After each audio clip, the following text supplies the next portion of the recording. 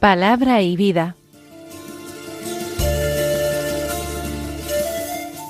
Con el padre Manuel Horta, desde Sevilla.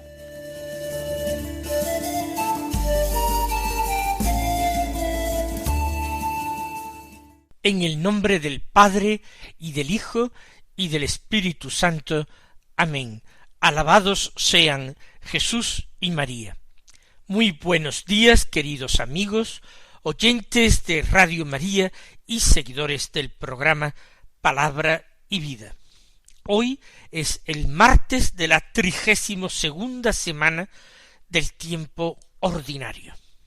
Vamos avanzando en este mes de noviembre y vamos avanzando en la culminación del tiempo ordinario que nos llevará a la solemnidad de Jesucristo, Rey del universo.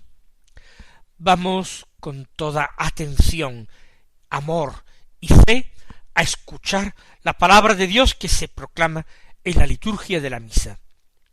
Ayer lunes comenzábamos como primera lectura de la misa el libro de la sabiduría, uno de los libros sapienciales de Israel. Habíamos comenzado en el capítulo primero, del que leíamos un fragmento. Hoy, del capítulo segundo, leemos desde el versículo 23 hasta el capítulo tercero, versículo 9. Un texto que dice así: Dios creó al hombre incorruptible y lo hizo imagen de su propio ser. Mas por envidia del diablo entró la muerte en el mundo, y la experimentan los de su bando. En cambio, la vida de los justos está en manos de Dios, y ningún tormento los alcanzará. Los insensatos pensaban que habían muerto, y consideraban su tránsito como una desgracia, y su salida de entre nosotros una ruina. Pero ellos están en paz. Aunque la gente pensaba que cumplían una pena, su esperanza estaba llena de inmortalidad. Sufrieron pequeños castigos, recibirán grandes bienes, porque Dios los puso a prueba y los halló dignos de él. Los probó como oro en el crisol y los aceptó como sacrificio de holocausto. En el día del juicio resplandecerán y se propagarán como chispas en un rastrojo. Gobernarán naciones, someterán pueblos, y el Señor reinará sobre ellos eternamente. Los que confían en Él comprenderán la verdad, y los que son fieles a su amor permanecerán a su lado, porque la gracia y la misericordia son para sus devotos, y la protección para sus elegidos. Estamos en el Antiguo Testamento. Cierto que es un Antiguo Testamento tardío. La sabiduría de Israel son un conjunto de textos que pertenecen a una época tardía para nosotros de la revelación de la Antigua Alianza. Sin embargo, la teología que se desprende de este texto es extraordinaria. Se nos revela en este texto muchas verdades de fe que tal vez imaginábamos que habían sido ya reveladas con Cristo. Ciertamente, este estadio de la teología judía, de la teología de Israel, de la teología bíblica, no tiene nada que ver con esa teología bíblica de la época de los patriarcas. La concepción religiosa, las creencias habían evolucionado mucho y sobre todo se habían hecho mucho más espirituales. Baste decir que en la antigüedad era una creencia común en Israel que los muertos tenían una existencia en el más allá, pero una existencia que podríamos decir lánguida, una existencia de segunda clase. No tenían una existencia llena de actividad ni de amor. Era una existencia carente de alegría y de esperanza. Descendían a la tumba, descendían al Hades, y aunque no fueran atormentados si no habían sido malvados, aunque no tuvieran ni padecieran penas, castigos, sin embargo tampoco gozaban, tampoco tenían ni muchísimo menos la visión de Dios ni el consuelo de Dios. Esto es muy frecuente en muchos textos de la Escritura, incluso en Salmos. En el Hades, ¿quién te alabará? En la tumba, ¿quién va a bendecir, alabar, glorificar a Dios? Y dice el salmista, los vivos son quienes te alaban como yo ahora. ¿Ven ustedes? Hay una visión bastante pesimista del más allá, que se traduce en una creencia en que Dios, que es justo, que premia a los buenos y castiga a los malos, tiene que ejercer su justicia en esta vida terrena. En esta vida terrena, según una primitiva concepción de Israel, en esta vida los justos deberían tener una recompensa en forma de vida larga, de vida saludable, alegre, con fortaleza hasta edad avanzada, con numerosa descendencia, con hijos que perpetúen su nombre, su apellido en Israel, con abundantes riquezas, bienes materiales que hicieran su vida en la tierra más fácil, más gozosa, más placentera. Todos estos detalles eran pues recompensa de Dios por la justicia del hombre, mientras que las enfermedades, la vida corta, los sufrimientos de todo tipo, la esterilidad, el no haber podido engendrar hijos que perpetuaran el apellido en Israel, la pobreza, todo eso eran calamidades que podían ser entendidas como castigo de Dios en esta vida a los pecadores.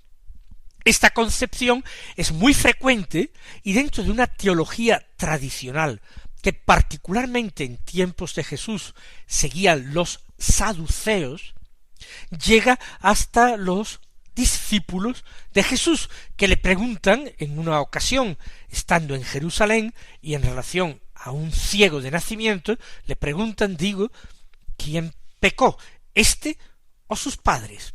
Porque semejante desgracia de ser ciego de nacimiento tiene que ser un castigo. Como a veces no se encontraba en la vida de la persona que sufría cualquier calamidad, pobreza, enfermedad, desgracia, no se encontraba realmente un comportamiento inmoral, pecaminoso, entonces se acudía al expediente, ya que Dios tenía que ser justo, tenía que haber motivos, se acudía a que se trataba de un castigo para los padres de esta persona. El crimen de los padres se podía cargar sobre los hijos, lo cual resultaba más injusto, esta condena que no se debía a culpas propias, a responsabilidades personales. Pero ya digo, esta era la teología tradicional en tiempos de Jesús, llevada en tiempos de Jesús por el grupo de los saduceos. Sin embargo, la teología que triunfará, que se impondrá, es la del grupo mayoritario en tiempos de Jesús, el grupo de los fariseos, que independientemente de sus muchas contradicciones, de su mucha hipocresía y maldad, sin embargo, defendían o promovían una teología y un concepto del más allá de tipo mucho más espiritual. Pues bien, este libro de la sabiduría nos introduce de lleno en este concepto espiritual del más allá. Dice, Dios creó al hombre incorruptible y lo hizo a imagen de su propio ser. Se está recordando lo que afirma el libro del Génesis, que Dios había creado al hombre a su imagen y semejanza. Hubo hasta errores doctrinales en la primitiva iglesia cristiana de concebir a un Dios con cuerpo material. Hubo incluso monjes, padres del desierto, que pensaron que Dios tenía un cuerpo físico, que Dios hablaba con una boca material, que Dios tenía un corazón semejante al del hombre, y por eso se afirmaba en la Biblia que Dios había creado al hombre a su imagen y semejanza, parecido a Dios. A nosotros ahora esto nos hace sonreír, pero estas creencias se dieron en cierto momento y fueron condenadas por la Iglesia. Dios creó al hombre incorruptible, como él lo era, dotado de un alma espiritual, que por tanto no podía corromperse, era inmortal, y lo hizo imagen de su propio ser. Pero por envidia del diablo entró la muerte en el mundo, y la experimentan los de su bando. Los de su bando son los pecadores. De nuevo, es lo que afirma el libro del Génesis. Se habla de la existencia de un pecado de los orígenes, de un pecado original que ha repercutido negativamente en los descendientes de Adán. El pecado del primer hombre fue debido a la envidia del diablo, que contemplaba la felicidad original del hombre en el paraíso y que lo tentó para que el hombre tampoco fuera feliz, como él mismo, el diablo, no era feliz. Y por el pecado del hombre entra la muerte, y el reinado del miedo, de la angustia, es el reino del pecado y de la muerte. En cambio, dice el autor sagrado, la vida de los justos está en manos de Dios y ningún tormento los alcanzará.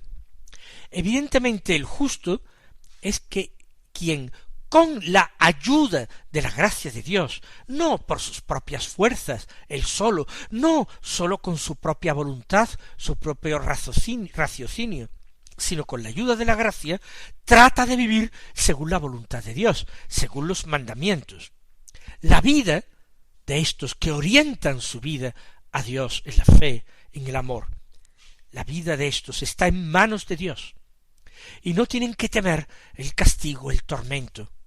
Los insensatos, es decir, los que desconocen a Dios, no quieren creer la revelación de Dios, se empeñan en vivir temerariamente en contra de sus mandamientos, estos insensatos pensaban que habían muerto. Los justos que mueren, se acabó, y si además era estéril y no tenía hijos, vaya desgracia, y si encima fue pobre o sufrió mucho en su enfermedad, ¿qué pasa entonces? Los insensatos pensaban que era una desgracia, un castigo, la muerte, su salida de entre nosotros, una ruina. Sin embargo, dice el Espíritu Santo, autor de este texto, más allá de su autor humano, que ellos están en paz. Se hace referencia a un destino de ultratumba, a una existencia en el más allá que está marcada por la paz.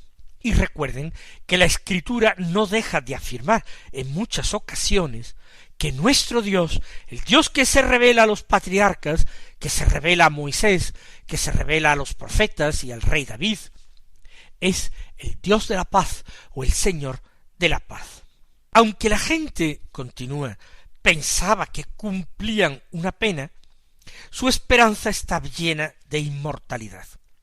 La gente que no compartía esta visión que proclama el autor del libro de la sabiduría, la gente ignorante o la gente malvada, pensaban que cumplían una pena, que recibían una pena. Sin embargo, esos que morían así, con sufrimiento, con desgracia, según la opinión común de muchos hombres, tenían esperanza, vivían y morían en paz, porque llenos de esperanza aguardaban la inmortalidad como don de Dios, como gracia de Dios, que no todo terminaba en la tumba, que no todo terminaba en la muerte, que había un más allá de la vida, no de la muerte. Sufrieron pequeños castigos, recibirán grandes bienes. Pequeños castigos se refiere a las tribulaciones y sufrimientos de esta vida.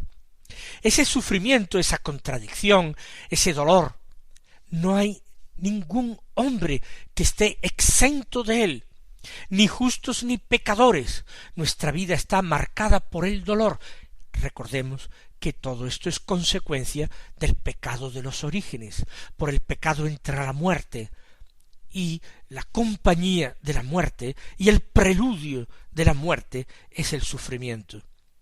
Se les llama castigos, pero se les llama pequeños castigos. ¿Por qué pequeños? Porque lo que se espera después es infinitamente más grande y deseable. Esto hace que el castigo parezca realmente pequeño.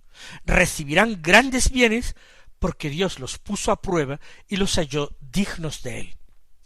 Por tanto, esta vida terrena es un verdadero examen a que Dios somete a sus criaturas humanas. Dios pone a prueba a los hombres, pone a prueba su fe, pone a prueba la escucha de la palabra de Dios por parte de los hombres.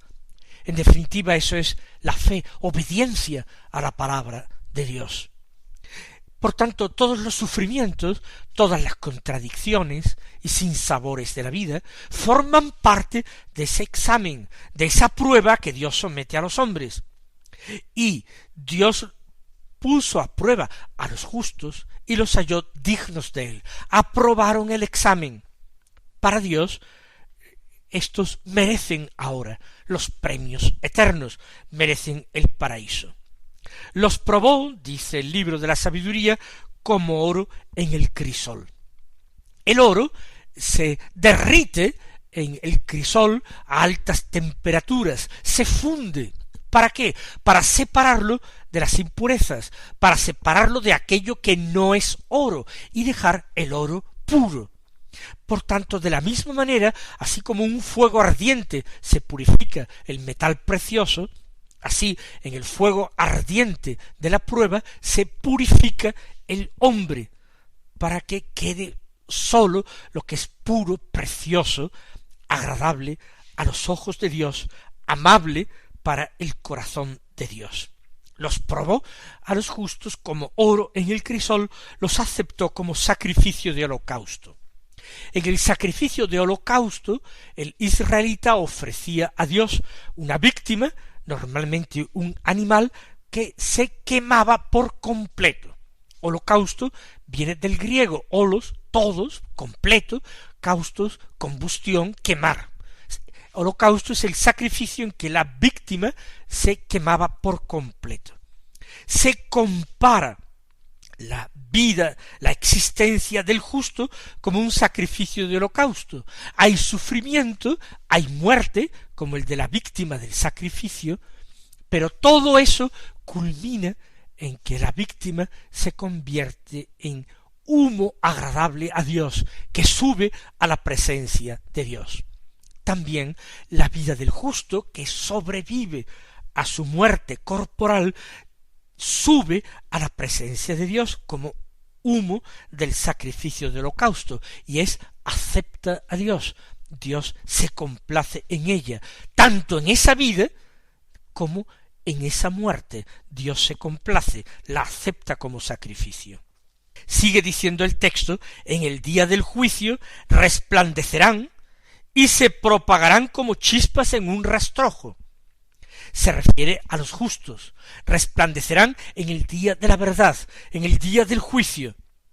Y se propagarán, es decir, la fama de sus virtudes, de sus méritos, se extenderá rápidamente, como chispas en un rastrojo, dice, con una imagen muy gráfica.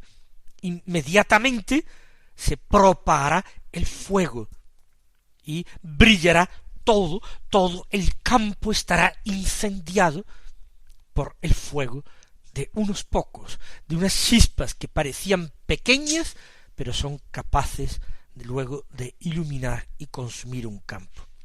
¿Qué más se promete de los justos? Dicen: gobernarán naciones, someterán pueblos, y el Señor reinará sobre ellos eternamente. Si dice que gobernarán naciones, no hay que entenderlo en un sentido material. Ya hemos entendido que está hablando del más allá también, de la vida de ultratumba de los justos, ¿Por qué dicen gobernarán naciones? Nosotros lo entendemos mucho mejor a la luz del Evangelio y del Nuevo Testamento en general.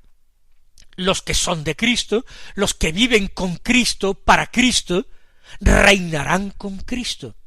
Precisamente todo nuestro año litúrgico, que va poco a poco terminando, se encamina, como he dicho al principio del programa, hacia esa solemnidad de Cristo Rey del universo. Cristo ha de reinar hasta que sus enemigos sean puestos como estrado de sus pies. Y los que son de Cristo reinarán con Cristo. Si Cristo está, es una forma de hablar, una figura espiritual en su trono de Rey eterno y Señor universal, los suyos estarán allí donde esté Él. Si Él está en el trono para reinar, los suyos, los justos, estarán en el trono para juzgar. Por eso dice, gobernarán naciones, someterán pueblos, ejercerán un dominio real, un señorío, y el Señor reinará sobre ellos eternamente. Sigue diciendo el texto, los que confían en Él comprenderán la verdad. Es el amor y la fe sin límites en Él lo que nos permite acercarnos a la comprensión de su voluntad, a la comprensión de su palabra, y en un sentido muy concreto y próximo para nosotros, a la comprensión de la Sagrada Escritura. Los que confían en Él, los que ponen sus vidas en manos de Dios, esos comprenderán la verdad, comprenderán el secreto profundo de las Escrituras. Te doy gracias, Padre, dijo Jesús, Señor del cielo y de la tierra, porque has escondido estas cosas a los sabios y entendidos, según el mundo, y las has revelado a la gente sencilla. Sí, Padre, así te ha parecido mejor. Los que se abandonan en Dios, los que confían en Él, son los que comprenderán la verdad. Los que son fieles a su amor son los que permanecerán a su lado. ¿Por qué? Porque la gracia y la misericordia son para sus devotos y la protección para sus elegidos. ¿Qué quiere decir esto? Que Dios valora la fidelidad. No se trata de una efusión del corazón pasajera y repentina. Dios valora extraordinariamente el día a día, la perseverancia en el buen obrar, la perseverancia en los buenos propósitos, la fortaleza en el amor. Esos son los que permanecerán a su lado. ¿Por qué? Porque la gracia y la misericordia Él la reserva para quienes son así, para los que son sus devotos, en el perfecto sentido de esta palabra devoto, los que le son entregados, los que están entregados a Él. Y la protección es para sus elegidos. Y queridos hermanos, que todos nosotros formemos parte de este grupo de sus elegidos y devotos. El Señor os colme de bendiciones y hasta mañana si Dios quiere.